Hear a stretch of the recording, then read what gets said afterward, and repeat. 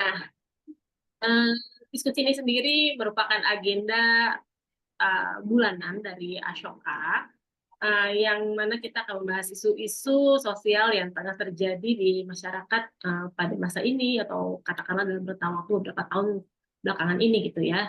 Dan sebelum kita memulai diskusi pada hari ini, setelah hadir di antara kita ini adalah Mbak Nani Zulmi Zulminarni. Beliau adalah Regional Director Ashoka, khususnya di Indonesia. Dan saya minta izin untuk Mbak Nani agar menyapa teman-teman pada siang hari ini. Silakan Mbak Nani. Terima kasih Nila. Selamat siang semuanya. Assalamualaikum warahmatullahi wabarakatuh. Masih dalam suasana Idul Waalaikumsalam. Fitri. Saya ingin mengucapkan minal aidin wal faizin, taqabbalallahu minna wa minkum. Mohon maaf lahir dan batin bagi teman-teman yang merayakan. Nah, kita pasti semuanya sependapat ya bahwa bumi, air, dan udara itu elemen yang sangat vital bagi kehidupan manusia. Dan kita juga menyadari bahwa saat ini elemen ini sudah dalam kondisi yang mengkhawatirkan karena menurunnya kualitas dan daya dukungnya untuk kebutuhan kita, untuk keberlanjutan hidup kita. Ashoka melalui gerakan Everyone a Changemaker selalu ingin mengajak kita semua para change leader, para change maker, social innovator, akademisi, siapapun yang merasa berkepentingan dengan bumi ini untuk melakukan upaya sekecil apapun yang dapat kita lakukan untuk menjaga bumi, air, dan udara kita. Nah, hari ini kita akan berdiskusi nih dengan Mbak Yuyun. Mbak Yuyun, saya nggak lihat datang nggak ya nanti ya? Mbak Yuyun. Agak terlambat, Mbak. Oh iya, oke. Mbak Yuyun Ismawati ini beliau ada di England, di Inggris, adalah Ashoka Fellow dan juga pejuang lingkungan dari Indonesia. Lalu ada Mbak Linda Nursanti ya sebagai sutradara dan Mas Eko Cahyono dari Sayogyo Institute terkait dengan hal ini. Kita berharap diskusi ini akan memberikan wawasan yang luas kepada kita betapa pentingnya untuk melakukan gerakan. Ashoka dalam hal ini berkolaborasi dengan Pusat Paramadina menyelenggarakan rangkaian diskusi ini berkaitan dengan agenda Layar Gaharu bulan April ya, yaitu pemutaran film Lakardowo. Film ini berisi tentang cerita perjuangan masyarakat Desa Lakardowo untuk memperjuangkan keadilan lingkungan bagi mereka. Jadi melalui kesempatan ini saya juga ingin mengajak kawan-kawan semua untuk menonton film ini melalui Layar Gaharu yang caranya dapat dilihat di flyer yang sudah teman-teman terima ya. Terima kasih kepada Pusat Paramadina, kepada Mbak Yuyun, Mbak Linda, dan Mas Eko yang sudah hadir dan bersedia untuk menjadi bagian dari proses ini. Terima kasih juga untuk teman-teman yang sudah hadir, yang mudah-mudahan hari ini bersemangat ya untuk kita sama-sama bagaimana menjaga bumi kita. Everyone a Changemaker, selamat berdiskusi. Terima kasih. Silahkan Nila. Terima kasih Mbak Dani untuk kata pengantarnya. Ya, teman-teman, tadi seperti yang Mbak Dani sampaikan, kalau misalnya belum menonton filmnya, langsung aja daftar di sebagai pemutar film Layar Gaharu. Itu sudah ditaruh oleh tim Ashoka untuk linknya di chatroom. Silakan dicek langsung. Dan mungkin ada beberapa teman-teman yang memang belum sempat menonton, jadi sebagai ini ya penggambaran dulu saya sampaikan di sini supaya kebayang apa sih diskusi yang mau kita bahas saat ini gitu ya. Jadi kalau saya sendiri saat menonton film Lakardowo Mencari Keadilan itu, saya bisa mengatakan kalau ini adalah film yang memperlihatkan usaha dari warga desa Lakardowo, Kecamatan Jetis, Kabupaten Mojokerto untuk meminta pertanggungjawaban salah satu perusahaan di sana, yaitu adalah PT Pria. Jadi PT Pria ini diduga melakukan pencemaran lingkungan dengan pelanggaran pengolahan dan pembuangan limbah bahan berbahaya dan beracun atau B3. Dan salah satu warga yang aktif untuk menyuarakan kalau misalnya ini ada permasalahan nih gitu ya, ada pembuangan limbah yang tidak sesuai dengan peraturannya, itu adalah Ibu Sutama gitu. Nah, Ibu Sutama itu bersama perempuan Lakardowo lainnya itu mereka mencari jalan keadilan bahkan sampai terbang dari desa mereka ke Jakarta untuk mendatangi Komisi 7 DPR RI dan Kementerian Lingkungan Hidup dan Kehutanan. Dan melihat ini ya, bagaimana mereka mencoba dan benar-benar berjuang untuk mendapatkan keadilan itu, saya jadi teringat dari salah satu film based on true story, itu adalah Erin Brockovich. Kalau teman-teman pernah menonton, yang diperankan oleh Julia Roberts. Nah, di film itu Erin itu juga dia seorang ibu tunggal yang mengungkapkan kasus pencemaran limbah di Hinckley, California, Amerika, yang ternyata pencemaran limbah di sana itu membuat warga sekitar mengalami gangguan kesehatan dari pernafasan, gatal-gatal, jadi seperti yang dialami sama warga desa Lakardowo tersebut itu. Nah, dari Erin itu dia melakukan usaha untuk class action, dan dia berhasil membuat Gas and Electric Company atau PG&E, perusahaan yang diduga melakukan pencemaran tersebut, membayar ganti rugi sekitar 333 juta USD kepada para korban. Gitu. Tapi ternyata nggak begitu nih dengan yang terjadi di Desa Lakardowo dan warga sekitar perumahannya Ibu Sutamah gitu ya. Karena sampai dengan di tahun 2020 lalu saya research gitu ya, ternyata berbagai macam media massa itu mempublikasikan kalau mereka masih deadlock lah ibaratnya, mereka masih belum ada kejelasan gitu. Nah, karena isu ini memang masih berjalan di antara kita akan membicarakan di siang hari ini bagaimana kasus Lakardowo itu terjadi dan usaha class action yang mungkin kalau kita menghadapi kasus serupa seperti apa sih yang harus kita tempuh gitu ya. Dan hari ini seperti tadi Mbak Nani sudah sampaikan, telah hadir Mbak Linda. Mbak Linda ini adalah produser dan sutradara film Lakardowo Mencari Keadilan dan juga founder Paradok Film. Selamat siang Mbak Linda, terima kasih untuk hadirannya. Lalu juga sudah hadir Mas Eko Cahyono. Beliau adalah salah satu pengurus di Badan Saljogyo Institute, yaitu adalah Pusat Studi dan Dokumentasi Agraria, Kemiskinan dan Pedesaan di Indonesia. Nah, Mas Eko ini juga aktif sebagai asisten pengajar Sains Komunikasi dan Pengembangan Masyarakat Fakultas Ekonomi Manusia di IPB, yaitu adalah Institut Pertanian Bogor, juga tim ahli agraria di Komnas HAM, serta mantan anggota peneliti Komisi Pemberantasan Korupsi untuk Gerakan Nasional dan Penyelamatan Sumber Daya Alam. Selamat siang, Mas Eko juga. Ya. Ya. Nanti akan hadir juga rencananya adalah Mbak Yuyun yang merupakan pakar lingkungan Indonesia, yang juga merupakan co-chair International Pollutant Elimination Network, serta pendiri dan penasehat senior. Oh, beliau sudah hadir di sini. Selamat siang Mbak Yuyun. Jadi Mbak Yuyun Halo Mbak juga Yuyun, lama nggak jumpa Mbak Yuyun. ya, Selamat siang semuanya. siang. Seneng. Jadi Bu Yuyun ini adalah pendiri dan penasihat senior Nexus 3 Foundation, yang sebelumnya Yayasan Bali Fokus, juga organisasi Nirbala yang fokus pada isu lingkungan hidup yang bebas racun dan berkelanjutan. Beliau juga seorang lead fellow, Ashoka Fellow, dan penerima Goldman Environmental Prize 2009. Terima kasih banyak untuk para narasumber yang telah datang di pada siang hari ini. Dan tanpa berlama-lama, kita mulai untuk diskusinya. Mungkin pertanyaan pertama saya lemparkan kepada Mbak Linda dulu nih, gitu. Mbak Linda, gimana sih Mbak Linda tahu tentang kasus ini, gitu ya? Terus kenapa memilih? Kalau nggak salah ini kan jadi salah satu tugas akhir mata ini ya, kuliah ya. Nah itu kenapa memilih film ini sebagai film dokumenter, sebagai tugas akhir kuliah, dan kapan proses pemulaiannya, kayak gitu. Boleh di-share. Oke, makasih sebelumnya buat Asoka dan pusat para Madinah udah ngasih kesempatan untuk menyebarkan film ini dan memberi ruang untuk kita berdiskusi.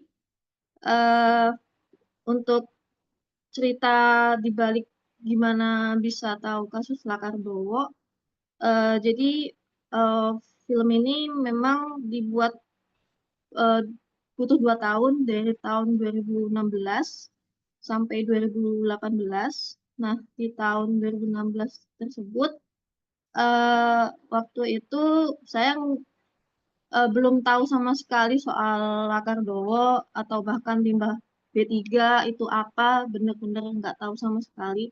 Yang saya tahu cuma soal sampah atau polusi udara seperti itu.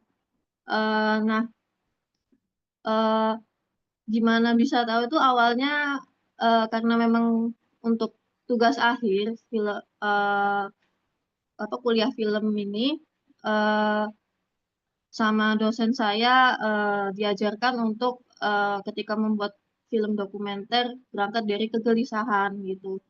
Nah, dari kegelisahan itulah saya coba menyelami diri apa yang membuat saya gelisah atau nggak nyaman. Nah, itu tuh eh, tempat tinggal saya kan asli Gresik ya dengan kota industri dan polusinya itu.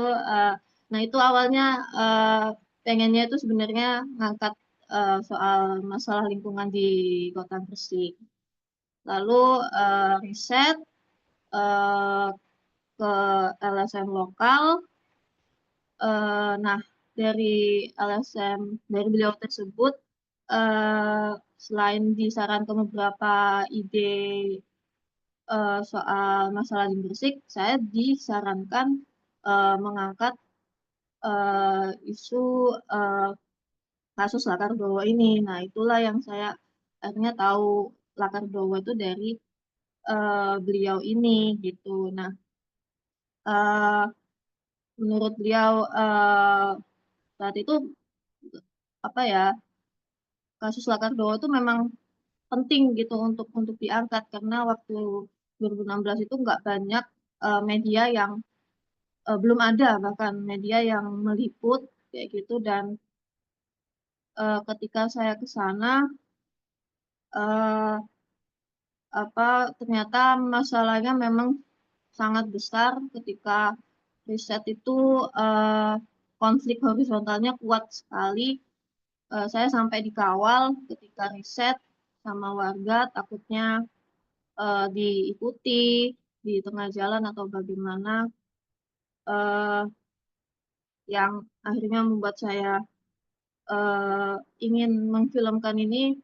Sebenarnya kalau normalnya sih saya takut ya karena ya mahasiswa buat tugas akhir isunya sebesar ini gitu kayak apa ya terlalu berat gitu. Mbak, Tapi ini suaranya ketika penghilang. melihat, halo, apa Jelas, Mbak. suaranya? Oh Jelas, ya, Mbak Linda. Ya, Mbak Yuyun ketika ya, jelas Jelas, ya. jelas. Mm-mm. ketika melihat adik-adik yang gatel-gatel dan itu sangat banyak itu eh, ya kayak seperti senasib gitu loh ya saya dengan kegelisahan saya dan polusi udara di Gresik mereka bahkan lebih parah gitu. Akhirnya ya saya merasa penting banget isu Lakardowo ini diangkat dan ketika wawancara dengan eh, warga eh, waktu saya datang itu warga itu benar-benar nggak tahu mau ngapain. Penting mereka mau mau maju, mau gerak, mau berjuang, tapi bingung mau apa kayak gitu. Nah, dari situ akhirnya saya kepikiran untuk mengikuti benar-benar tiap eh, apa pergerakan mereka gitu dari nol gitu. Makanya jadilah film ini yang benar-benar mengikuti detail perjalanan mereka. Oke, itu berarti konflik horizontal antara warga terbelah dua maksudnya ya. Ada yang pro, ada yang kontra. Seperti itu atau gimana nih, Mbak?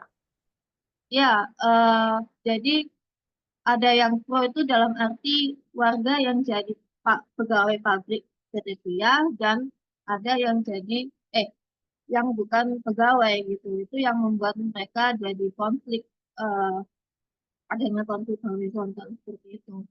Bahkan dari cerita-cerita yang saya dapat, misal ada yang meninggal gitu dari pihak yang pernah kerja itu nggak ada yang mau datang kayak gitu. Contohnya konfliknya seperti itu, gitu.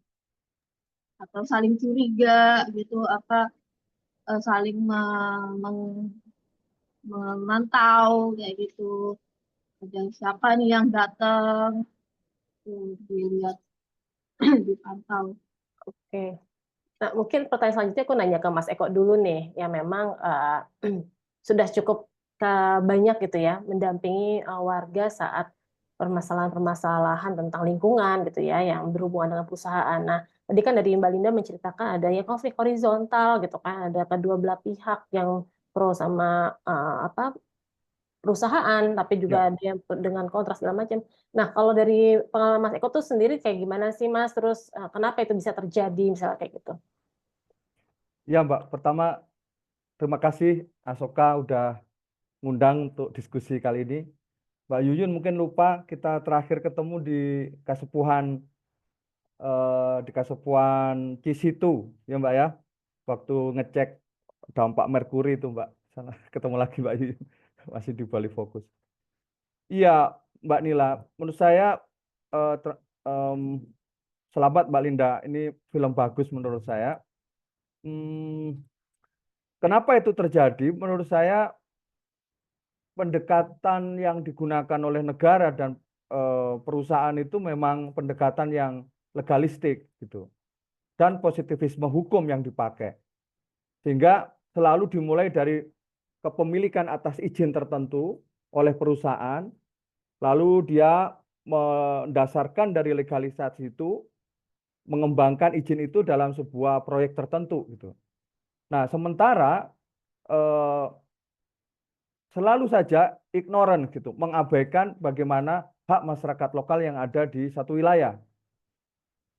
Yang sebenarnya jauh lebih parah adalah ketika wilayah-wilayah yang ditempati oleh perusahaan itu tidak punya legalitas hukum dalam makna versi negara, misalnya masyarakat adat, yang wilayahnya belum bisa diakui kalau belum ada perda adatnya. Wah itu lebih rimba lagi tuh Mbak Nila. Nah, saya sebenarnya ingin tanya lebih jauh ya untuk Mbak Linda itu bagaimana legalitas hak milik masyarakat ya. Apakah itu bisa dijadikan dasar untuk gugatan ya? Karena menurut saya pelanggaran udah berat banget ketika perusahaan hadir kan selalu ada pasti yang namanya kalau dulu ada AMDAL gitu ya Mbak ya, ada satu analisis masalah dampak lingkungan, ada izin lingkungan dan lain-lain. Yang biasanya Mbak kalau itu perusahaan besar Mbak Nila adalah selalu saja yang diabaikan adalah keterlibatan penuh dan bermakna dari masyarakat lokal. Biasanya dilakukan manipulatif dan itu prosedural gitu. Nah, bahkan di beberapa tempat politik representatif itu politik representasi atas sama rakyat itu sangat manipulatif. Diambil beberapa orang saja yang setuju, tanda tangan, lalu dia akan jadi dasar. Saya udah izin kok ke masyarakat, saya udah mendapat persetujuan kok. Nah, kalau men-tracking apa legalisasi atau apa yang menjadi dasar dari pembolehan satu proyek, termasuk pembuangan limbah B3 itu yang harusnya mungkin menjadi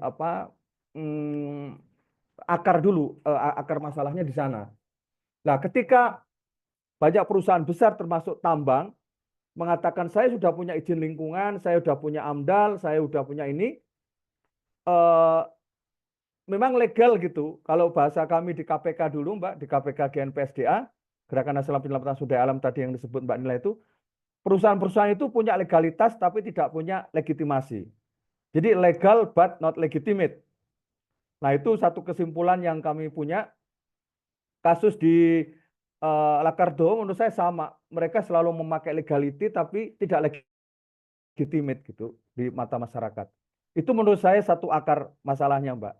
Yang kedua adalah ini nyata banget kalau dalam mungkin kacamata saya sosiologi, Mbak Nila, Mbak Yuyun, dan Mbak Linda, kalau meminjam istilahnya WF Whitham gitu, ini semacam sociology of ignorance gitu.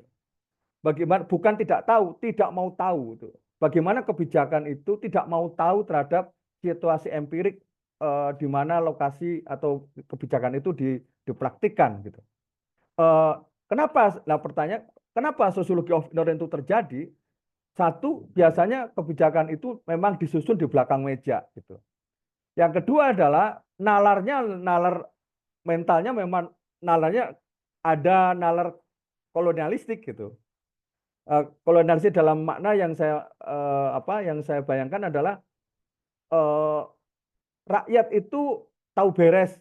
Orang di situ pokoknya eh, apa ya nurut saja gitu. Apa kata pengambil kebijakan gitu. Bahkan di beberapa kasus, misalnya penelitian kami di Maluku Utara itu, Mbak, tentang nikel, itu justru perampasan tanah terjadi justru karena rakyat dianggap wilayah kosong, jadi nikel ini baik loh untuk kesejahteraan rakyat, ini untuk macam-macam, untuk transisi energi terbarukan dan lain-lain, seolah-olah semua proyek oleh negara itu dari sononya sudah ada kesejahteraan rakyatnya gitu. Nah, sosiologi ignorant ini selalu menciptakan nalar elit dan massa itu yang nggak ketemu gitu. Masyarakat di Lakardowo basisnya adalah empirik, dampak-dampak empirik harian, gatal-gatal, pencemaran dan lain-lain. Sementara nalarnya perusahaan dan negara lebih melihat pada soal saya udah legal, saya udah mengolah dan lain-lain gitu. Nah, ini nggak ketemu menurut saya. Mungkin dua penjelas itu dulu, Mbak. Nanti kalau diperlukan ada pertanyaan lain saya coba uraikan, Mbak Nila. Oke, jadi secara tidak langsung saya ambil kesimpulannya, baik itu dari perusahaan ataupun katakanlah pemerintah, mereka tutup mata dengan kenyataan Iya. realnya ya, real di lapangan seperti Iya. apa gitu ya. Kalau misalnya kita lihat di filmnya itu kan ada ditemukan kayak suntikan ya, bekas suntikan, Iya. bekas infus, terus gatal-gatal tadi yang disebut Mas Eko, itu mereka tutup mata di hal itu ya. Mereka cuma bilang, Ya. oh saya sudah melakukan secara legal, ini udah ada suratnya, seperti itu aja ya Mas ya, yang mereka Saya sebutkan. satu lagi, Mbak, ini mungkin nanti Mbak Yuyun lebih memahami ya ilmunya Mbak Yuyun. Tetapi nalar yang selalu minta bukti saintifik itu menurut saya bagian dari tadi tutup mata tadi, Pak. Sosiologi ignorant itu penerjemahnya memang tutup mata. Ya kalau rakyat suruh membuktikan saintifik itu apa standar? Emang saintifik itu pasti lebih baik dengan yang tidak saintifik. Nah, ini satu perkara yang penting kita sama-sama diskusikan itu. Scientific versi siapa gitu. Atau bahasa ekologi politiknya itu whose knowledge gitu. Pengetahuan siapa, scientific menurut siapa gitu. Emang kalau masyarakat adat atau masyarakat desa menyusun argumennya sendiri itu nggak scientific gitu. Nah, itu yang menurut saya nalar itu yang menjadikan seolah-olah argumen rakyat itu nggak standar, nggak sama dengan versinya negara gitu, Mbak. Sehingga selalu dikalahkan. Kenapa? Karena negara lebih saintifik melalui riset-riset dan lain-lain. Padahal film Mbak Linda menunjukkan tim ahlinya KLHK itu nggak kompeten di bidang itu gitu. Nah, bayangkan kalau misalnya dibandingkan timnya Mbak Yuyun datang juga lalu bandingin gitu. Nah, pasti berbeda nanti. Nah, di riset-riset kami juga sama itu. Saya juga institut memang memposisikan diri risetnya itu untuk menandingi versi-versi perusahaan dan negara itu, Mbak, untuk membantu gerakan sosial punya argumen-argumen tanding, istilah kami, counter discourse gitu, yang setara dengan argumen mereka. Kita ingin menandingin itu. Nah, saya pikir usaha yang dilakukan oleh tim yang pernah datang di situ ya, Mbak, lalu dihalau oleh polisi itu perlu diperbanyak agar counter discourse-nya seimbang. Kalau enggak yang dominan mereka, menurut penelitian KLHK, menurut penelitian Balai Kesehatan, menurut ini enggak kok, belum ada korelasi yang positif, yang jelas antara gatal-gatal dengan PT Pria gitu. Lah selalu begitu. Ini menurut saya penting, Mbak. Politik pengetahuan itu nggak banyak dilihat menurut saya, Mbak Nila. Dominasi narasi yang dikembangkan itu menjadi pembenar, Mbak, kalau nggak ada yang nandingin gitu. Nah, ini yang sering kali gitu. Misalnya, Mbak, Eco City dari Rempang misalnya. Nanti ketemu juga Green City di IKN, ada Smart City. Ini legitimasi pengetahuan yang sebenarnya di tingkat tapaknya itu nggak seindah namanya itu. Masa Eco City kok menggusur rakyat yang punya sejarah panjang di Rempang. Atas nama Smart City di IKN, suku Balik orang asli sana digusur. Nanti atas nama ekowisata, komodo dan konservasi disingkirkan. Nah, saya melihat narasi negara yang melegitimasi dengan saintifik tadi atau ungkapan-ungkapan lain perlu ditandingi karena seringkali gak imbang narasinya. Sehingga media yang gak berpihak tadi atau masyarakat umum justru mendasarkan pada narasi yang itu. Lah kalau nggak ada penandingnya, ya narasi itu yang dominan. Nah, disitulah saya terus terang sebagai akademisi juga otokritik itu, Mbak. Kampus harus tanggung jawab itu, atau yang mengaku intelektual akademisi itu juga harus tanggung jawab, karena mereka ini nggak boleh sembunyi di belakang layar, karena pengetahuan mereka itu yang sebenarnya ikut memperburuk situasi kerusakan lingkungan, termasuk di Lakardowo itu. Begitu, Mbak. Saya nambah satu itu tadi soal dominasi pengetahuan dan kontestasinya, itu penting menurut saya. Menarik banget nih, banyak yang mau aku kulik dari Mas Eko. Tapi nanti kita Ya, ke Mbak Yuyun dulu kali ya. ya, Mbak Mbak. Yuyun, terima kasih nih sudah menyempatkan waktu pada siang hari ini di Jakarta gitu. Jadi tadi udah dibicarakan tentang film Lakardowo itu sendiri gitu ya. Juga disebutkan tadi dari Mas Eko tentang sisi saintifiknya, legal standingnya segala macam. Kalau kita lihat tuh di filmnya tersebut sendiri kan warga itu kayak Bu Stama, mereka sudah punya alat-alat untuk pengukuran keasaman gitu ya di airnya. Mereka sudah membawa juga hasil riset mereka yang didampingi oleh, kalau tidak salah satu LSM gitu. Tapi ternyata dari kementerian menyatakan tidak ada gitu ya. Kementerian yang mereka sudah datang, mereka ngecek bareng warga di lokasi menunjukkan kalau tingkat keasaman tinggi. Tapi pada saat hasil itu sudah keluar, mereka rapat bersama, dibilang tidak ada sama sekali B3 limbah tersebut gitu. Nah, ini bagaimana nih Mbak Yuyun melihatnya gitu? Itu pertanyaan saya yang pertama. Dan yang kedua, dari expertise Mbak Yuyun sendiri selama ini sebetulnya di Indonesia itu seberapa serius sih masalah toxic waste ini, Mbak? Silakan. Terima kasih Nila. Makasih Mas Eko. Linda, aduh kangen deh kita ngegosip lagi. Sama Linda itu sempat jalan kemana-mana itu. Seru. Ntar kita ngobrol lagi ya. Ya, jadi makasih tuh Mas Eko tadi sebetulnya udah kasih intro pintu masuk untuk jawaban saya. Jadi memang balik lagi tadi ke bagaimana setiap orang atau expertise ataupun government sebagai pejabat pemerintah yang berwenang gitu ya, memposisikan diri secara netral dan objektif gitu ya, nggak subjektif. Masalah di Lakardowo ini memang dipengaruhi oleh banyak faktor ya. Jadi selain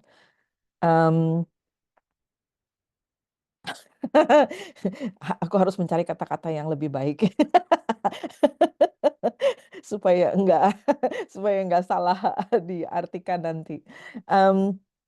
Tapi yang saya amati di Lakardowo ini, saya juga ngambil sampel di Lakardowo dan sampelnya itu dari telur ayam ya. Jadi hal yang tidak pernah dilakukan di Indonesia tetapi lazim di kalangan internasional untuk memonitor kimia-kimia yang persisten di lingkungan.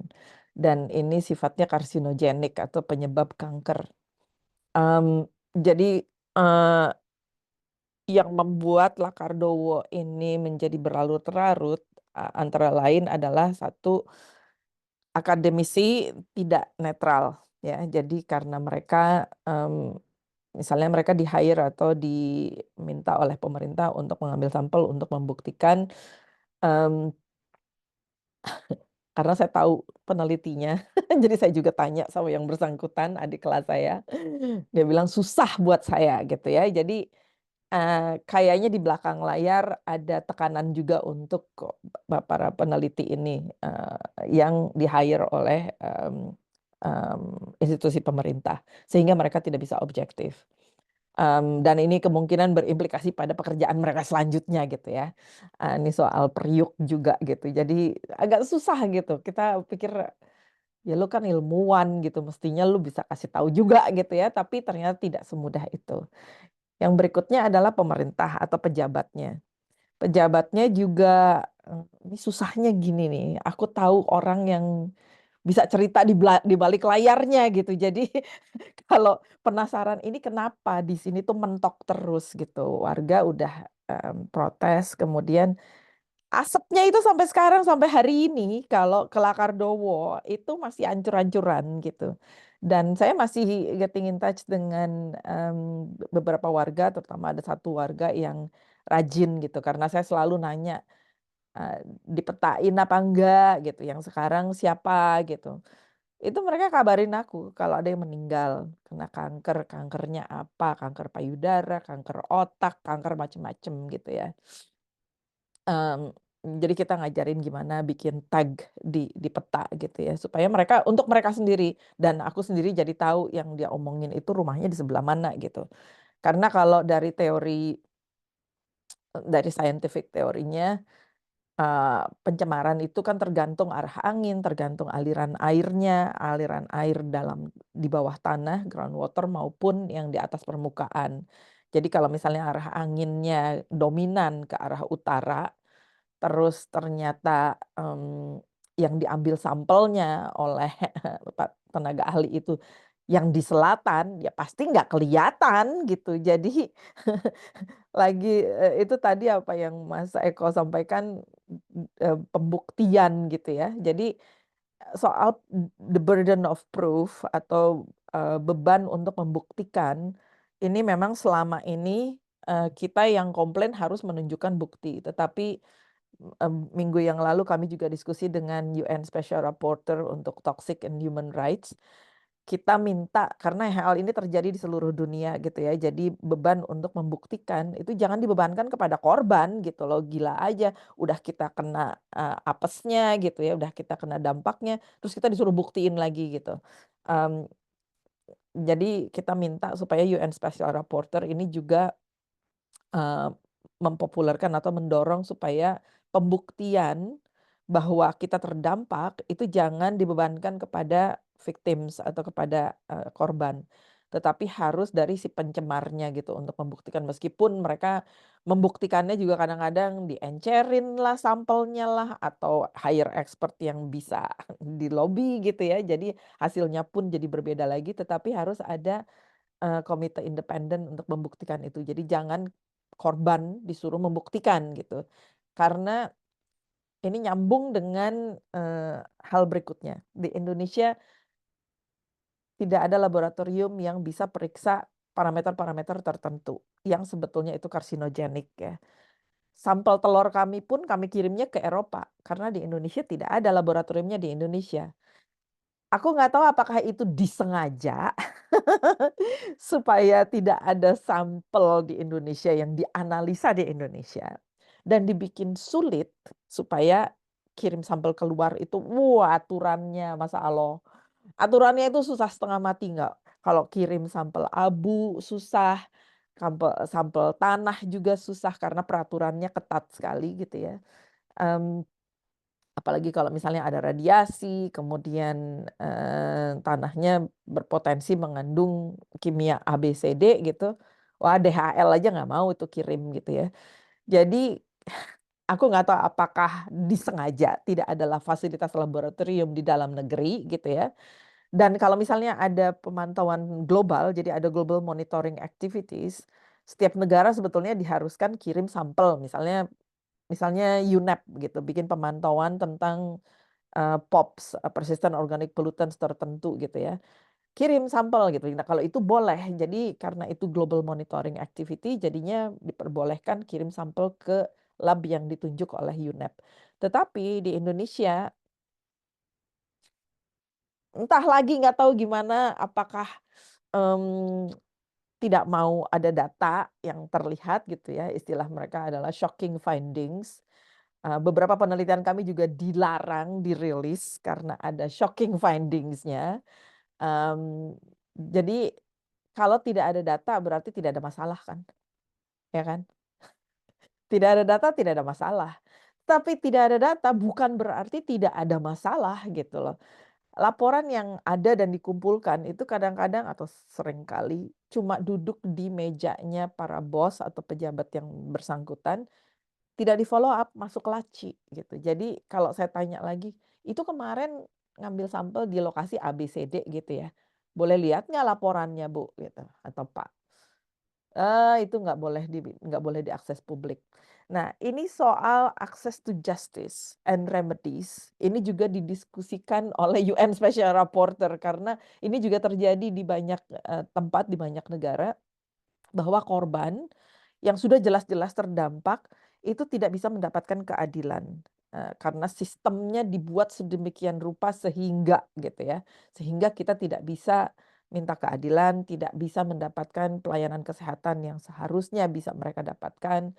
Kemudian juga kalau misalnya tercemar lahannya atau lokasinya atau tanah dan udaranya, akses untuk membersihkan lingkungannya, akses to remedies untuk membersihkan, remediasi, rehabilitasi, itu juga susah banget gitu diakses.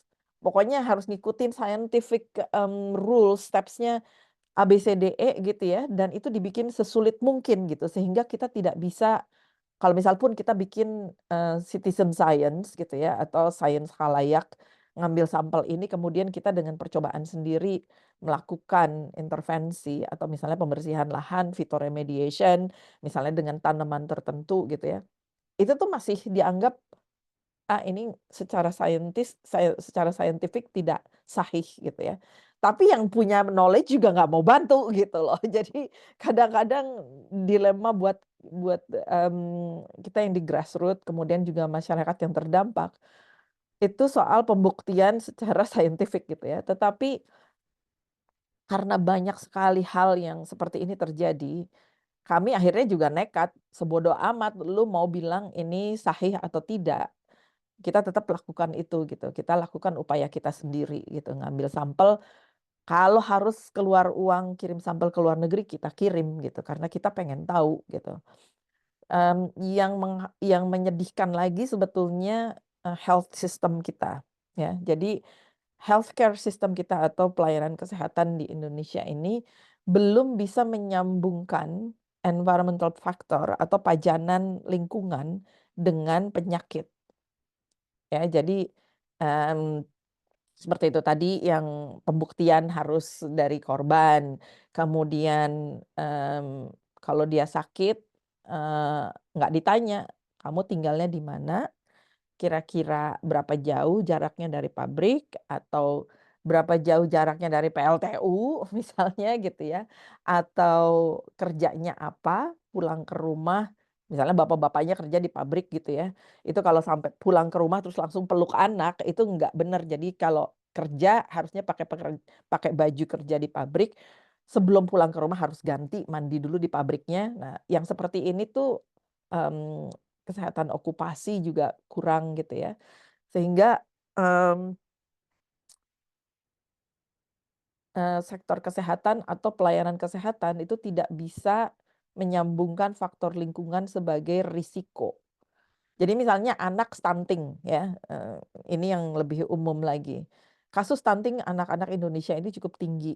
Kenapa? Oh, kurang gizi. Jadi intervensinya adalah kasih program makanan, bikin nutrition food network yang nggak tahu berapa miliaran gitu ya, kasih makan. Masalahnya tuh bukan itu, masalahnya itu pajanan lingkungan tidak diperhitungkan. Anak-anak yang tinggal di lokasi-lokasi tercemar udah pasti stunting karena dia pertumbuhannya tidak optimal. Jadi udah salah mengidentifikasi masalah gitu ya, eee, it's wrongly or mistakenly identify the problems, jadi solusinya salah gitu. Dan ini yang aku beberapa kali sebetulnya ngobrol ke Kemenkes minta supaya mereka meningkatkan literasi sektor kesehatan tentang toxic and chemicals and waste. Supaya mereka ngerti gitu loh, bahan atau produk tertentu yang mengandung racun tertentu bisa berakibat apa. Ada perubahan hormon lah, endocrine disruptor chemicals lah, kalau plastik dibakar juga kanker lah dan sebagainya gitu. Jadi bukan cuma sekedar datang terus orang punya darah tinggi, oh iya itu tuh turunan. Oh ya kanker, iya itu turunan. Enggak gitu loh, ada penyakit-penyakit yang memang muncul karena faktor lingkungan. Di Lakardowo juga sekarang banyak yang kena kanker, terus masa mau dibilang itu turunan? Ya enggak gitu loh.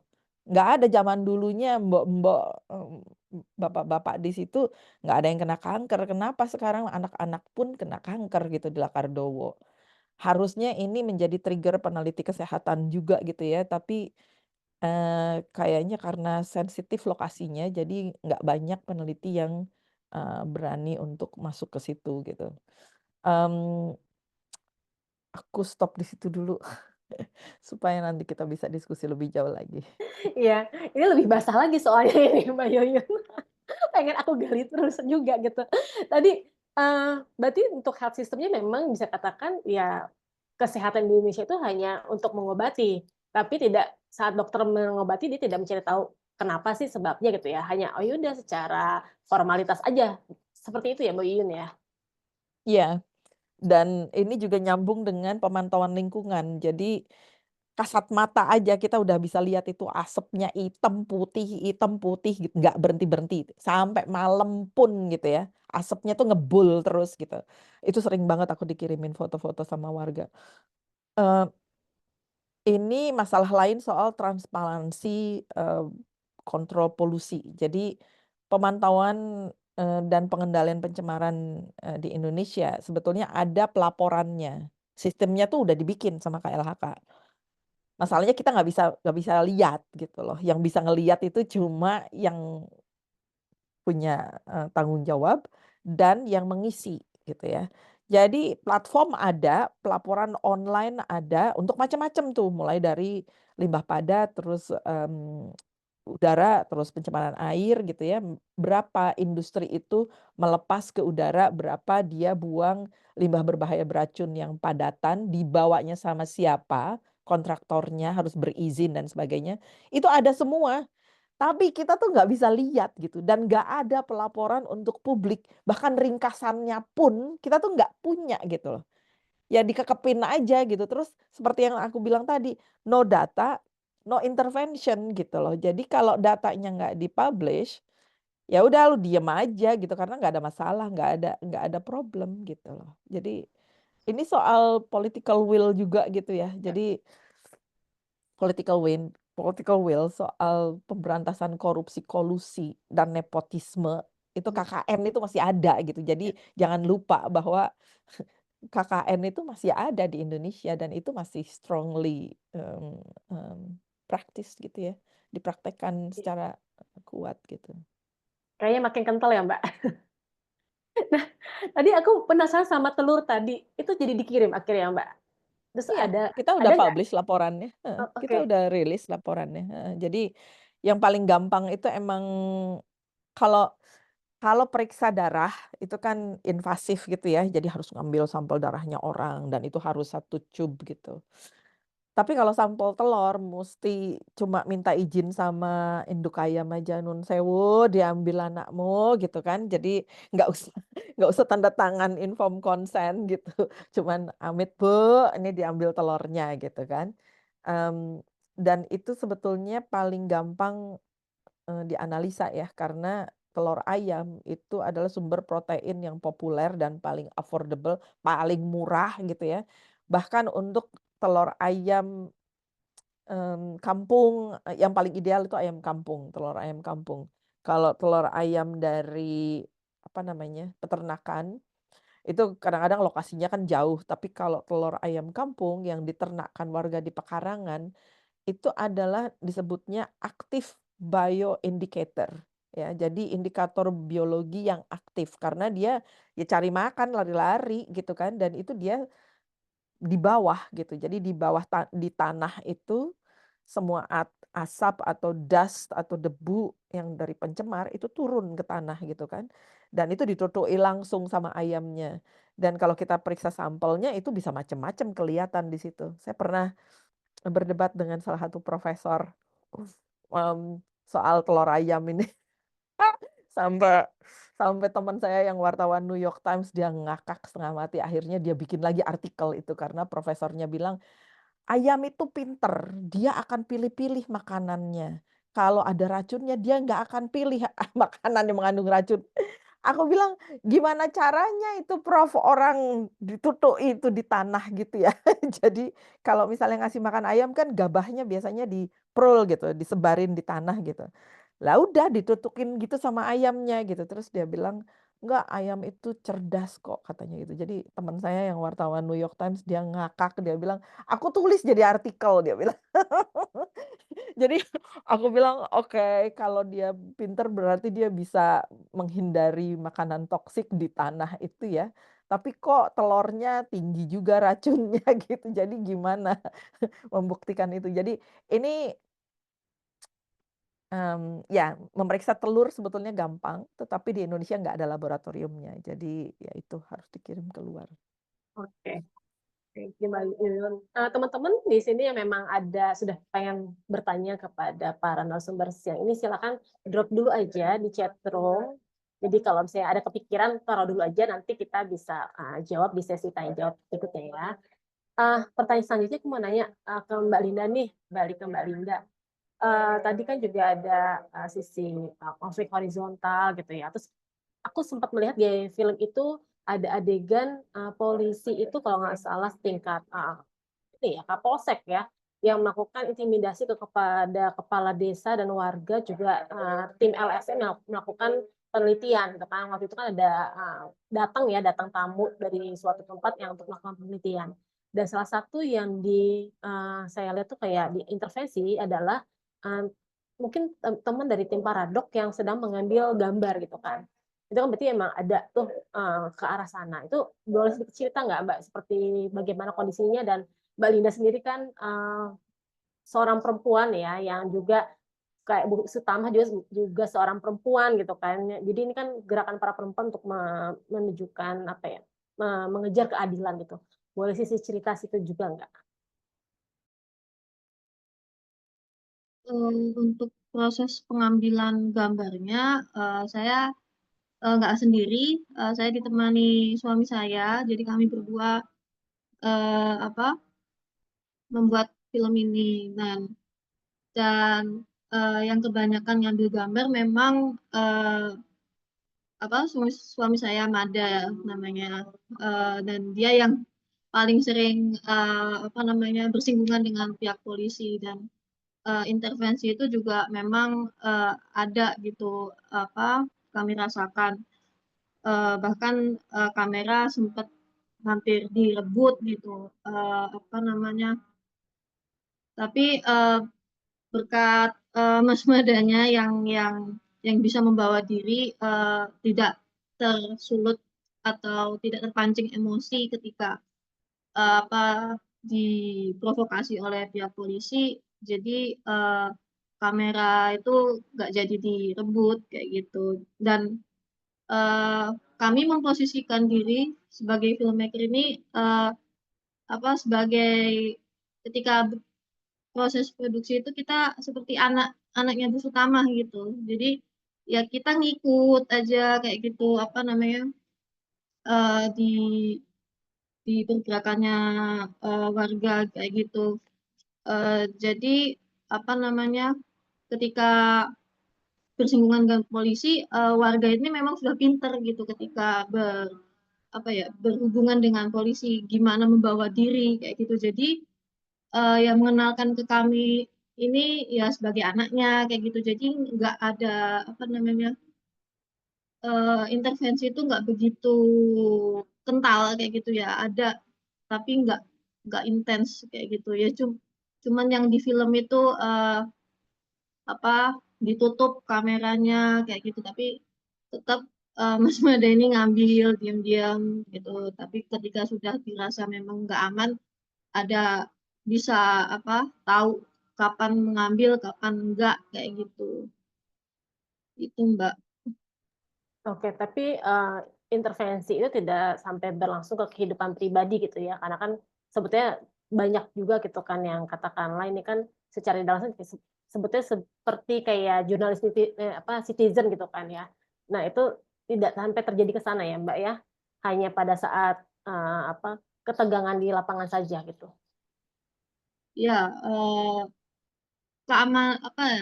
perencanaan keamanan kita sedemikian rupa kita rancang supaya intervensi itu nggak mengganggu kehidupan pribadi gitu. Misal di desa Lakerdoa memang kayak santet gitu. Ini ya cerita di balik film lah ya.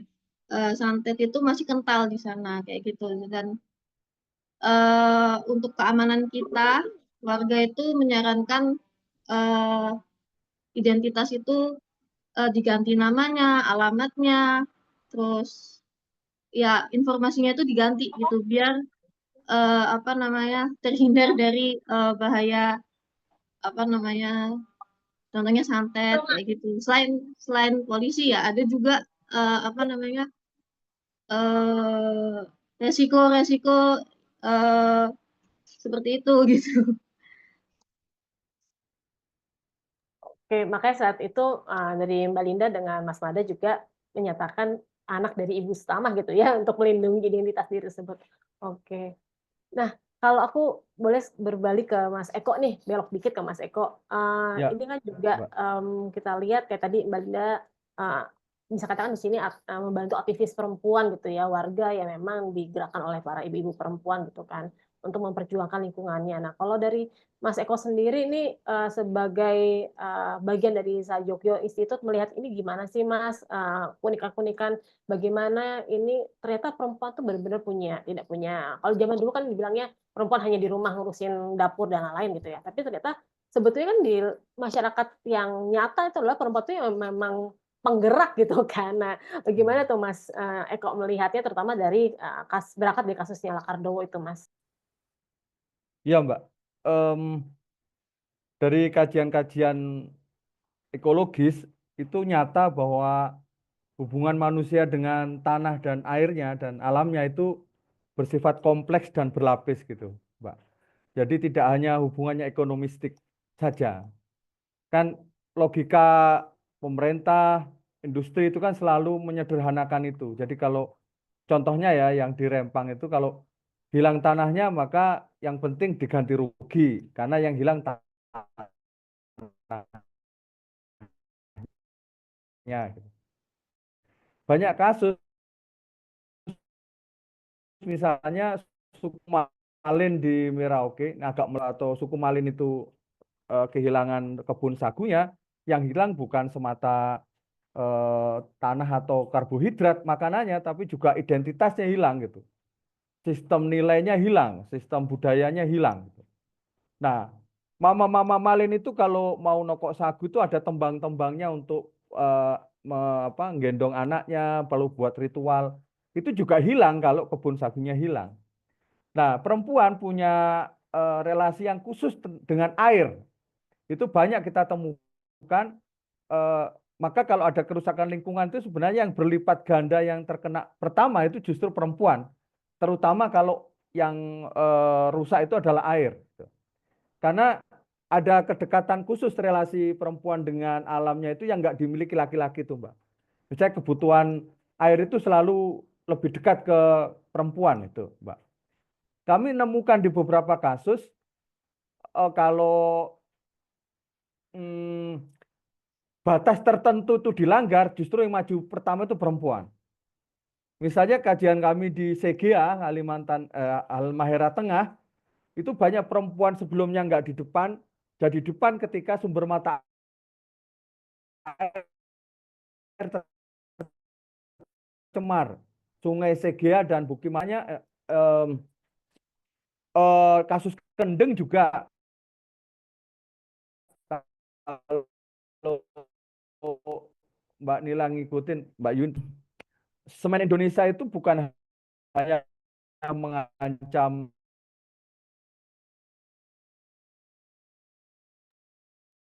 Mas Eko, maaf, sepertinya sinyalnya terputus-putus Mas Eko ya. Halo Mas Eko. Kalau suaraku bisa terdengar dengan jelas kah teman-teman? Bisa Nila. Iya kayaknya Eko yang keputus. Oke, mungkin sambil menunggu Mas Eko kembali on. Halo Mas Eko. Halo, Ya, apakah sudah kedengaran? sudah terdengar tadi terputus Mas yang di bagian ini dampak lingkungannya. Setelah Ya, menceritakan Mama Malin, nah itu cukup hilang tuh. iya, Mama Malin itu di Merauke kan identitasnya sagu. Jadi bahkan mereka punya tembang-tembang buat nokok sagu itu. Sehingga hilangnya kebun sagu bukan hanya hilang sumber karbohidrat dan pangannya, tapi hilang juga identitas mereka, budaya mereka, sistem nilai mereka juga hilang gitu. Itu yang nggak pernah dilihat gitu.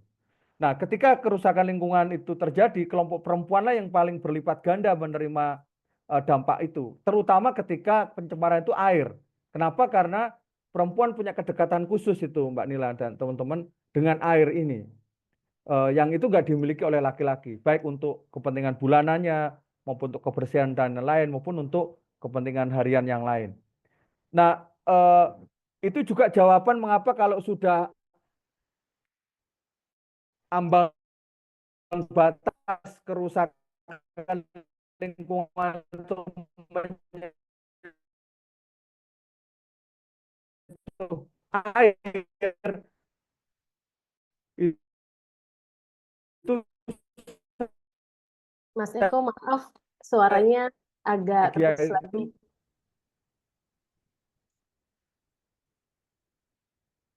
apakah terdengar, Mbak? Ya, mungkin sementara Saya tidak usah menggunakan cam aja, nggak apa-apa kok, Mas. ya, saya izin ya Mbak Yuyun, Mbak Linda, Mbak Lila. Ya, di Halmahera Tengah itu biasanya perempuan jarang aksi di depan, tapi ketika pencemaran di sumber mata air di Sungai Sega itu terjadi, yang perempuan tuh justru aksi depan. Mereka bilang, dan selalu logikanya itu kalau aksi perempuan jangka panjang tuh. Pikirkan anak cucu nanti, kalau sampai mata air tercemar, selalu pikirannya jangka panjang gitu. Pikirannya lebih jangka panjang itu. Anak cucu kita kayak apa nanti? Nah, film di Lakardowo ini juga menyinggung satu hal yang saya temukan adalah kekhawatiran tentang misalnya kalau semuanya orang sini gatal-gatal perempuannya, nggak ada yang mau nikah sama perempuan Lakardowo itu. Itu menarik banget menurut saya, Mbak Nila. Kami temukan waktu ada program Perempuan Pejuang Tanah Air, Perempuan dan Agraria di Sayuga Institute, ada kasus di Aceh itu karena sungainya kalau nggak salah namanya Sungai Mati, itu tercemar karena pupuknya bukan hanya pupuk tapi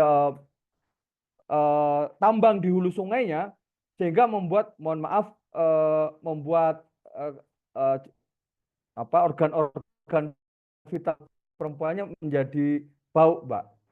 Nah, sehingga ketika ada kenalan dengan orang lain, ditanya, kamu dari desa mana? Dari desa A. Mereka langsung menjauh itu, nggak mau melanjutkan hubungan lagi. Itu bukti, Mbak, bahwa ada korelasi tadi Mbak Yun memberi catatan penting. Ada korelasi yang sangat intens atau berhubungan langsung antara kerusakan lingkungan dengan atau human security, khususnya perempuan gitu. Jaminan hak perempuan itu terhubung langsung itu.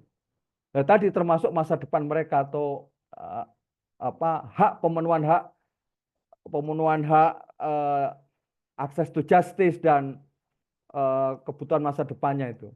Nah, itu yang nggak banyak dilihat itu menurut saya, Mbak. Jadi kompleksitas perlipat gandaan dampak kerusakan lingkungan terhadap perempuan secara khusus. Tapi yang menarik lagi menurut saya di film Lakardowo adalah, saya nggak tahu, mohon koreksi ya Mbak Linda, Mbak Yuyun, yang lebih tahu kasusnya. Itu menurut saya yang istimewa adalah tokoh-tokoh perempuannya itu basis kepemimpinannya itu bukan karena dia ketua adat, dia istrinya, bukan tokoh-tokoh utama, tapi orang biasa gitu. Orang biasa gitu, yang berani dan ada keinginan untuk menyelamatkan gitu. Kita menemukan misalnya Mama Alaita. Jangan lupa beliau menyelamatkan Kars di NTT itu, dia punya berhasil karena dia juga anaknya kepala adat gitu ya. Mbak Gunarti di Kendeng, beliau orang yang terpandang di kalangan sedulur sikep ya. Kemudian ada banyak tokoh lain di beberapa tempat itu yang memang punya legitimasi sosial gitu dalam struktur sosial masyarakatnya. Saya nggak tahu beberapa tokoh di film ini kayaknya perempuan biasa gitu yang menolak karena memang ini mengancam hidup mereka dan anak cucu mereka. Nah, ini kan satu konteks yang menurut saya menarik itu, Mbak Nila. Jadi perlawanan orang-orang biasa, kalau mungkin kita baca James Scott gitu ya, perlawanan orang-orang kalah ini dilakukan oleh orang-orang yang biasa itu. Nah, jadi sejarah nggak terlalu ditulis dengan orang-orang besar. Ini sejarah perlawanan orang-orang biasa. Itu Mbak catatan saya, Mbak Nila. Oke, terima kasih Mas Eko. Nah, tadi juga dari Mas Eko menyinggung tentang ini ya, bagaimana warga itu melakukan class action gitu ya, terutama dari yang dilakukan oleh Ibu Sutamah yang kita lihat sangat ini ya, memimpin teman-teman warganya walaupun bukan seorang tokoh di desa itu gitu kan. Nah, ini gimana nih kalau Mbak Yuyun sendiri melihatnya gitu ya, class action yang dilakukan oleh warga Lekardowo, terutama yang dilakukan oleh Ibu Sutamah dan rekan-rekan perempuannya gitu. Bisa nggak sih dari Mbak Yuyun kayak menjelaskan kepada kami yang awam nih soal-soal isu lingkungan, terutama class action ya. Kalau misalnya memang kita menghadapi hal yang sama, serupa gitu, yang dihadapi oleh Ibu Sutamah, bagaimana sih kita melewati proses class action itu sendiri? Siapa yang bisa kita mungkin kita ajak permintaan tolong gitu ya, kayak organisasi siapa sih atau komunitas mana yang bisa kita minta tolong untuk melakukan class action tersebut nih Mbak Yuyun? Iya, makasih Nila. Memang ada 2 gitu ya, ada 2 hal, tentang class action atau tuntutan warga. Yang satu adalah class action. Class action biasanya minta kompensasi ganti rugi. Yang kedua adalah citizen legal suit atau gugatan warga untuk, urusan legal atau peraturan. Jadi, mmm tidak minta ganti rugi, tapi hanya minta supaya peraturannya diganti, diubah, supaya, tidak terjadi pencemaran dan harus ada tindakan atau remediasinya. Tetapi tidak ada kompensasi buat penggugat gitu ya. Saya ikut, citizen legal suit untuk kualitas udara Jakarta, beron berombongan ada 32 orang termasuk saya, dengan 5 lawyers ya. Dengan 5 lawyers dan ini pro bono semua, lawyer-nya nggak dibayar. Karena mereka memang, mmm, m memilih posisi seperti itu, untuk menjadi pro bono lawyers untuk masyarakat yang membutuhkan.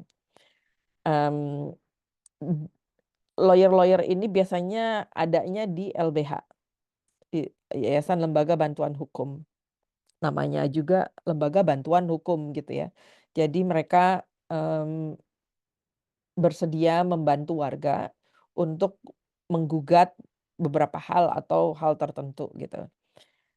Gugatan lingkungan membutuhkan lawyers yang ngerti soal lingkungan juga, supaya waktu mereka membantu kita mengajukan gugatan dan berkas-berkas ke pengadilan, mereka tahu pasal-pasal di peraturan apa dan undang-undang apa yang menjadi dasar dari gugatan kita.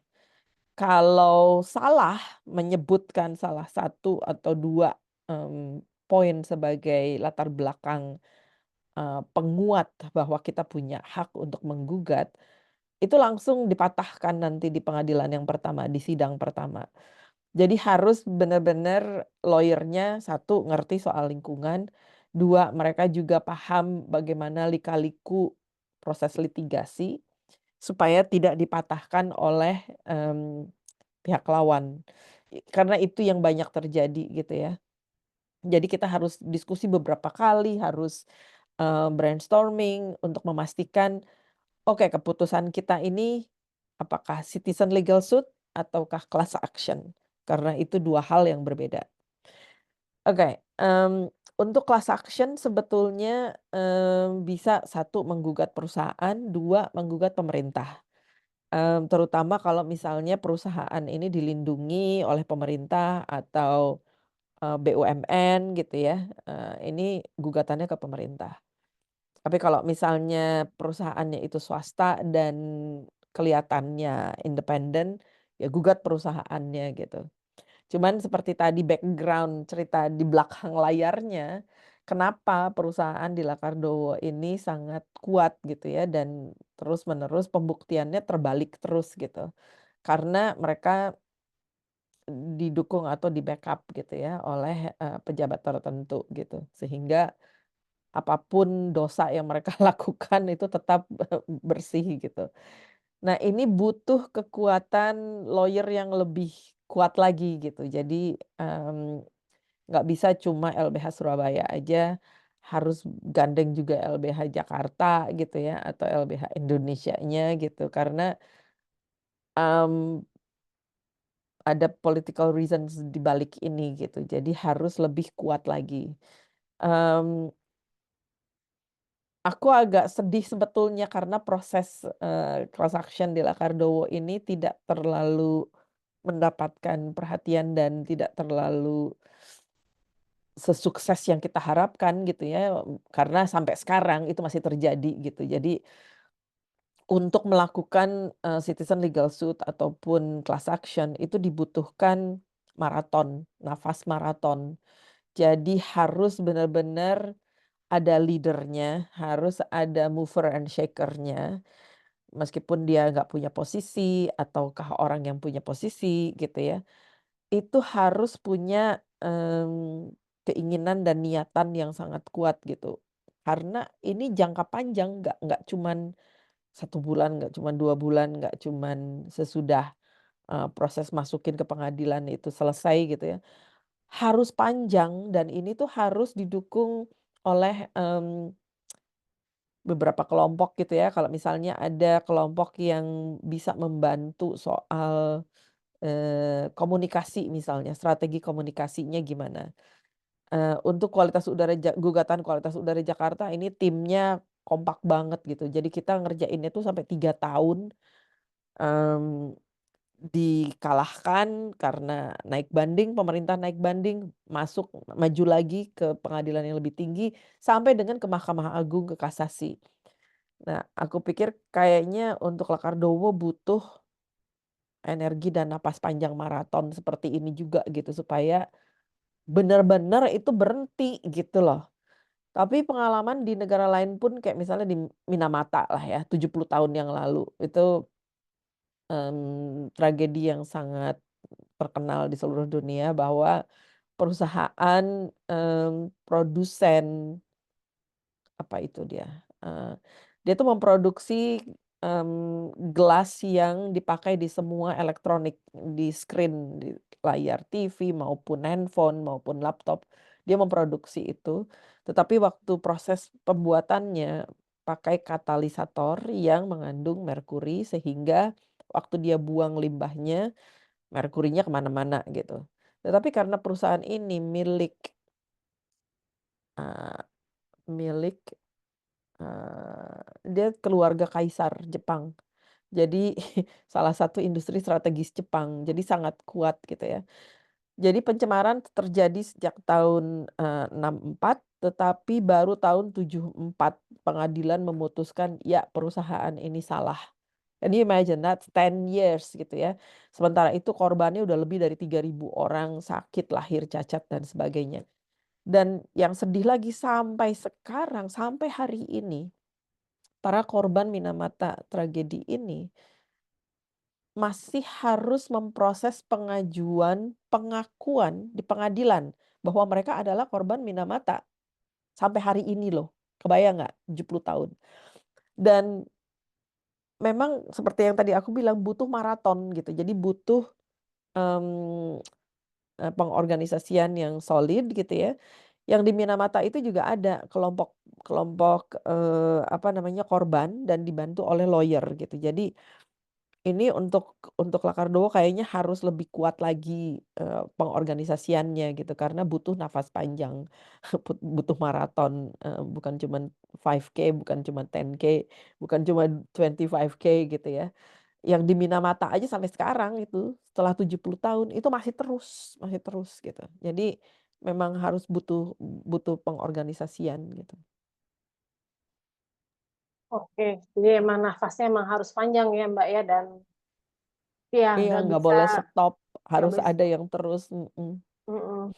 Dan mungkin juga salah satunya supaya ini tetap ada di masyarakat dari media pun juga harus ini ya tetap menjaga ya Iya, iya, informasi tersebut gitu kan. Karena kalau saya tadi iya. sempat riset itu pemberitaan tentang Lakardowo sendiri tuh seperti itu selesai di tahun 2010-an kalau nggak salah ya, apa 2020-an gitu. Ya 2020-an tuh pemberitaan terakhir, habis itu saya nyari yang riset terbaru tuh nggak ada gitu ya. Jadi kayaknya emang bagaimana kita mengingatkan kepada media lagi, ini kita masih punya isu ini gitu ya Mbak ya, itu salah satu Tapi cara yang, kadang-kadang jurnalisnya juga diancam. iya betul sih, apalagi Jadi dengan mereka nggak Twitter bisa ini. nulis. Betul betul. Ya mungkin tadi yang Mbak Yun bilang harus tingkat nasional gitu ya, nggak bisa yang cuman hanya tingkat lokal gitu kan ya. Iya, iya. Oke. Nah, kalau dari Mbak Linda sendiri, tadi kan juga sempat disebut gitu kan, oleh Mbak Yuyun kondisinya saat ini pun masih mengkhawatirkan di sana gitu. Nah, dari Paradok Film sendiri, apakah ada rencana nih untuk melanjutkan mungkin yang episode kedua untuk film Lakar Dowo Mencari Keadilan ini atau bagaimana Mbak? Karena ternyata kalau di film awal kan gatal-gatal gitu ya, tapi ternyata tadi dari Mbak Yun bercerita, ternyata tuh udah tingkatannya banyak yang meninggal karena kanker gitu kan, kanker otak, payudara, dan lain-lain gitu. Nah itu ada rencana nggak sih Mbak untuk ke depannya gitu? Sebenarnya udah pernah buat, tapi karena alasan satu dan lain hal, narasumbernya nggak berkenan untuk film itu ditayangkan gitu. Jadi hampir selesai, tapi ya terpaksa kami tahan gitu, nggak kami tayangkan. Filmnya lebih ke ya proses proses peradilan mereka, menceritakan proses peradilan mereka. Itu sih Mbak. Oke, berarti memang masih terjadi tekanan-tekanan tersebut ya di antara warga juga. Mungkin karena sebentar lagi sudah mau jam 4 nih, aku berikan waktu dulu untuk teman-teman yang sudah hadir di sini untuk bertanya langsung kepada Mas Eko, Mbak Yun, atau Mbak Linda gitu. Jangan di aku mulu, nanti takutnya teman-teman yang punya banyak penasaran nih, mumpung ketemu ahli-ahlinya yang sangat expert dan sangat basah informasinya, silakan boleh open mic, boleh diajukan kepada Mbak Linda, Mbak Yun, atau Mas Eko. Apakah ada yang mau bertanya dulu?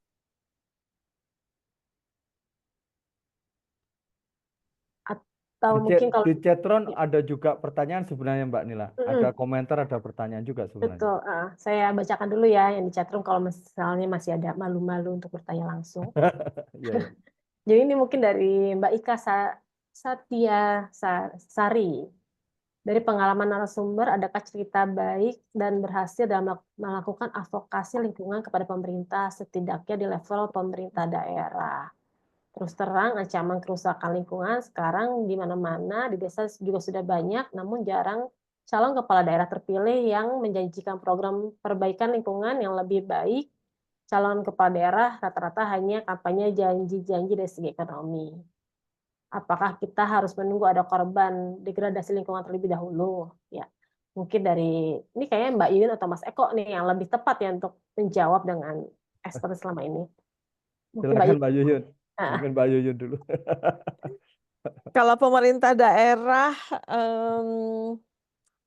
kadang-kadang mereka terima gitu ya, tapi takut-takut karena mereka nanti nunggu dari pusat karena urusan limbah B3, limbah berbahaya beracun dan toksik itu adalah tanggung jawab pemerintah pusat. Jadi kalau pemerintah daerah kadang-kadang nggak bisa ngapa-ngapain juga karena perizinan industri atau si pabrik yang mencemari itu bukan di ranahnya mereka.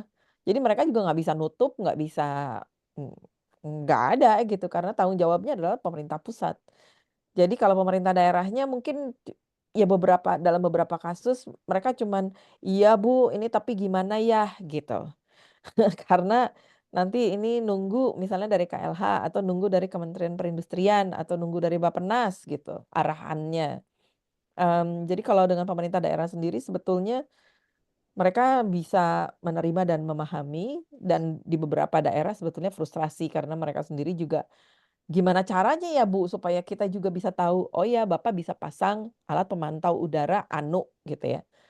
Di mana saya bisa beli? Minta aja sama KLHK itu ada programnya pemantauan kualitas udara gitu ya. Jadi ada Pemda yang bisa berupaya seperti itu untuk menindaklanjuti laporan kita, tapi sebagian besar powerless gitu. Dan kalaupun laporan kita serahkan ke pemerintah pusat, ini ceritanya aku sama Pringgi udah di blacklist jadi Kalau dibilang berhasil, sebetulnya itu berhasil gitu kan. Artinya kan mereka baca sebetulnya laporan kita dan wah, sialan nih gitu, ada yang tahu gitu kan, udah blacklist anak ini gitu kan. Jadi kan sebetulnya itu sukses kita kan kalau di blacklist atau misalnya kita nggak pernah diundang lagi atau misalnya ya di-ignore aja gitu, apapun yang kita teriakkan, apa yang kita kirimkan laporannya ke mereka, ya masuk laci aja. Tapi kan itu artinya kita sukses kan mendapatkan perhatian mereka gitu. Jadi bisa dilihat suksesnya itu dua sisi yang berbeda juga. Kalau kita di blacklist artinya juga sukses, artinya mereka, "Oh sialan nih anak tahu, nih anak ngerti," gitu kan.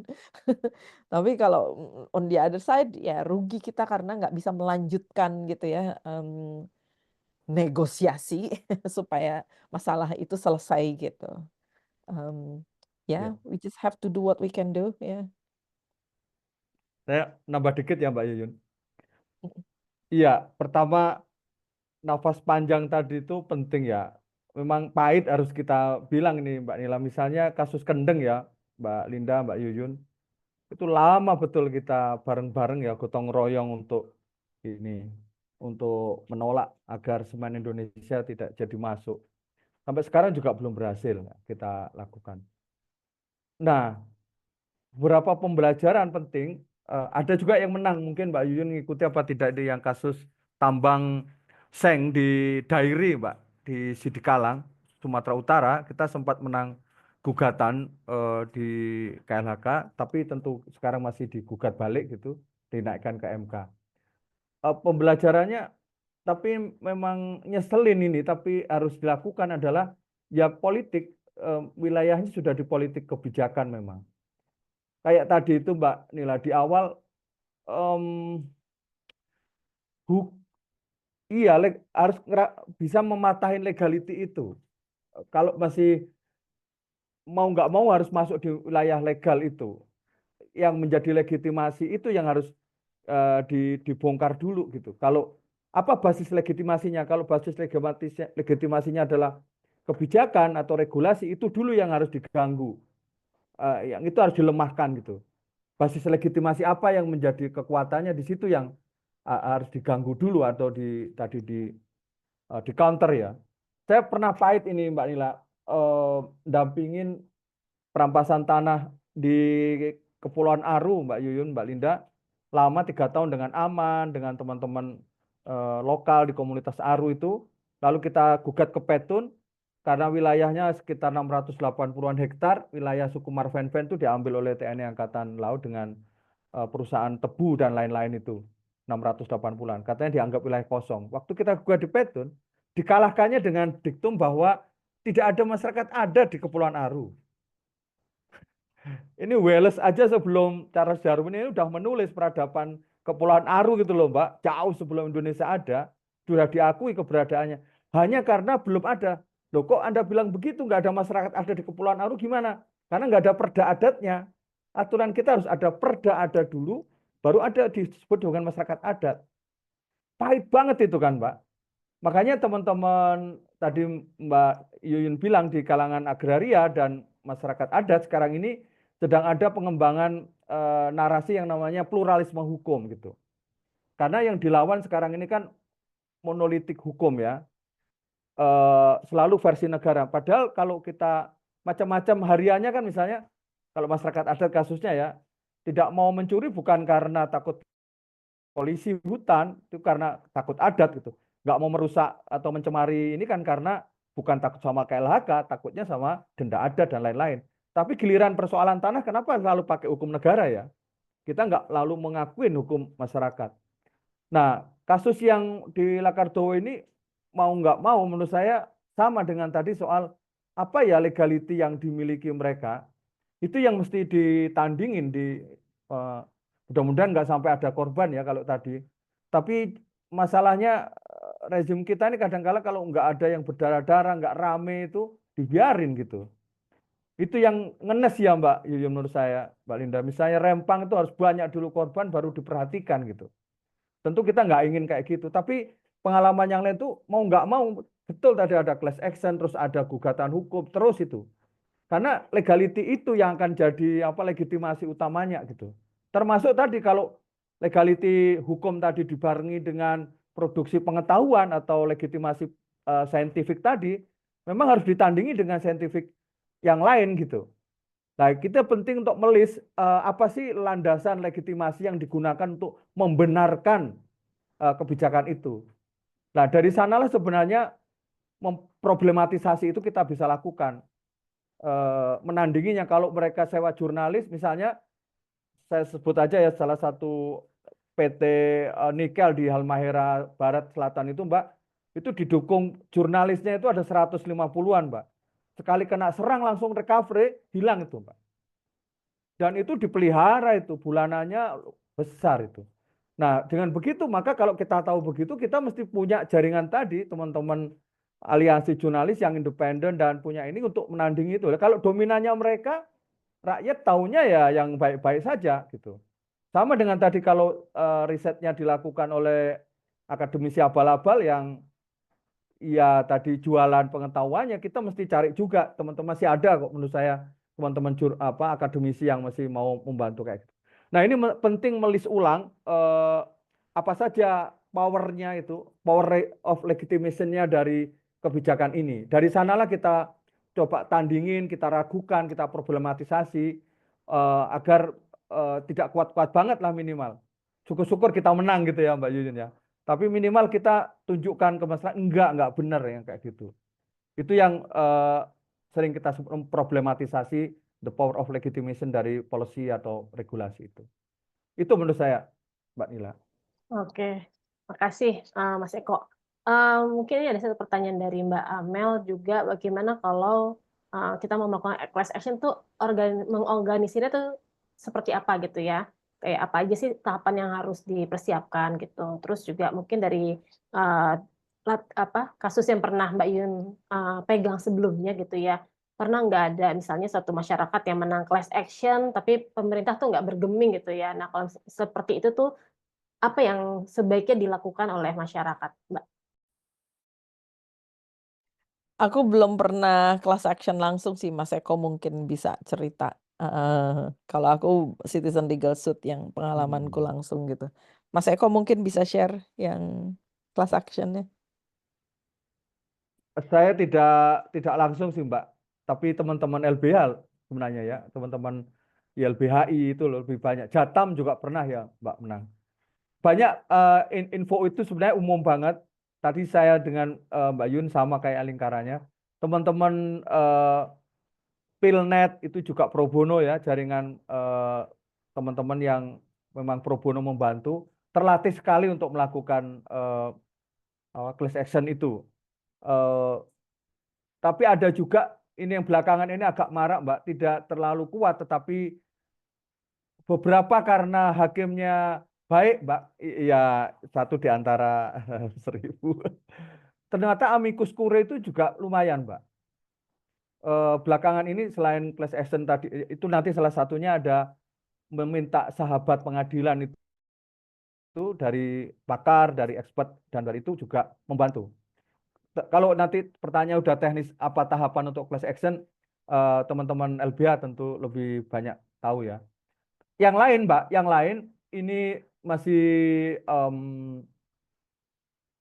dilematis sebenarnya, tetapi sedang dicoba. Yang agak rumit itu ketika ada legitimasi agama ikutan di dalamnya Mbak. Ini tadi konflik horizontalnya tinggi banget. Kasus di Maumere, kalau ibu teman-teman lihat bagaimana masyarakat adat diusir dari tanahnya karena ada HGU miliknya keuskupan di Katolik di Maumere, itu jauh lebih berat itu menguraikannya. Saya bertemu beberapa kali, saya menyebutnya itu gejala glory grabbing, Mbak. Perampasan tanah dengan isu-isu panji-panji kesucian agama. Saya nemukan ini lagi akan lanjutan kajian itu di Maluku Utara dan di beberapa tempat.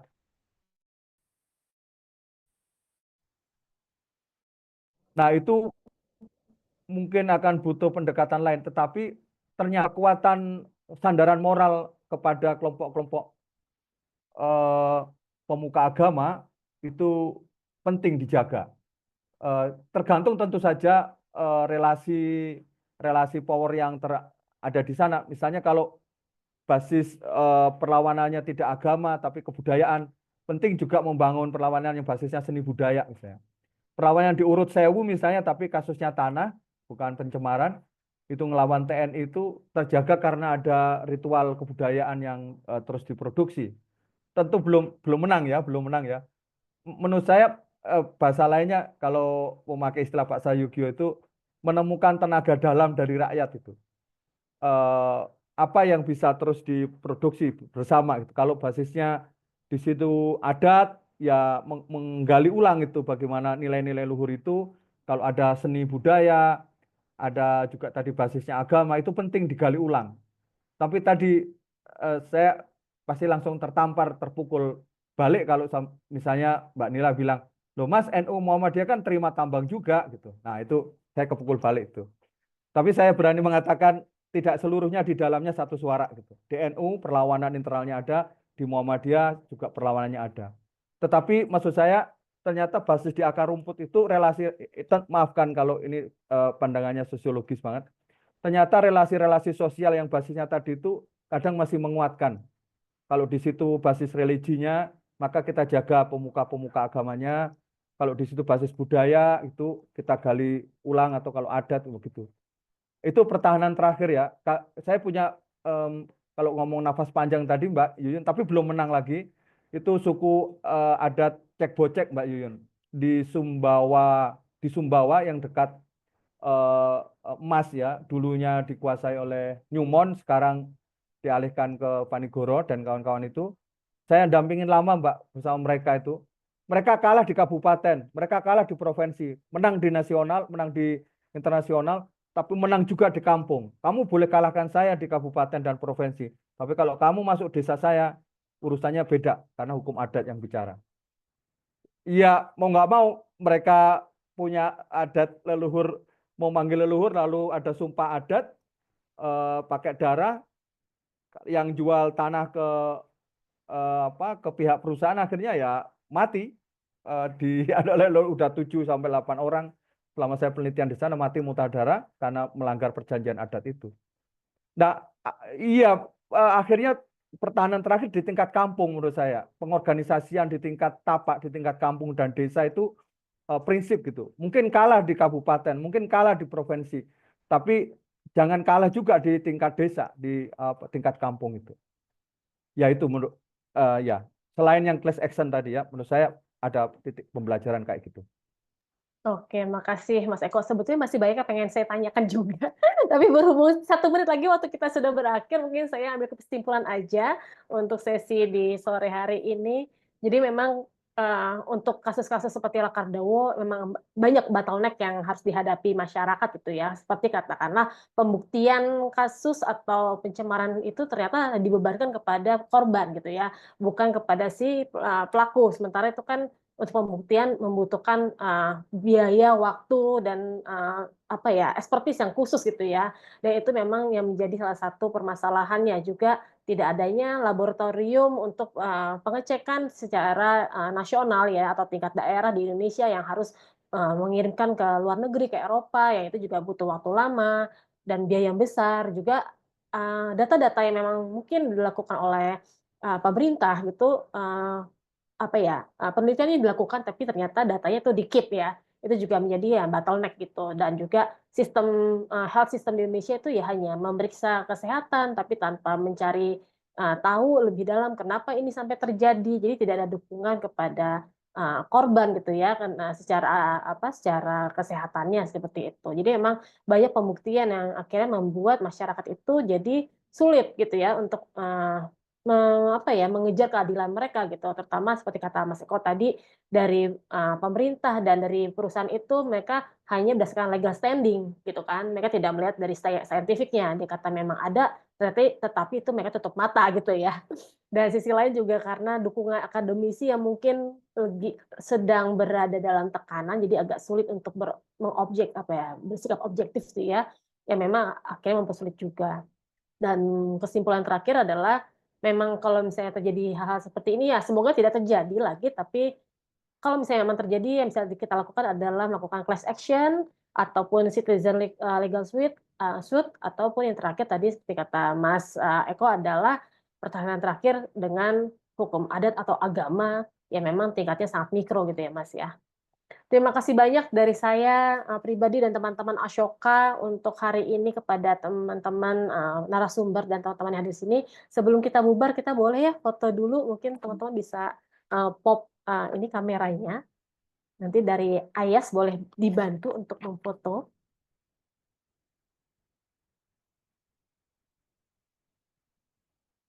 Apakah sudah Ayas? Boleh di 1, 2, 3 Ayas?